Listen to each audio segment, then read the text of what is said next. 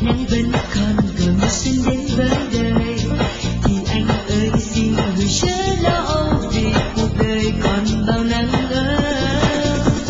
Sông vẫn còn gọi một cái trắng đến chiều, nước vẫn còn một màu xanh biếc thố nào, dòng sông xưa vẫn ngàn năm trôi mãi, trôi hoài với biết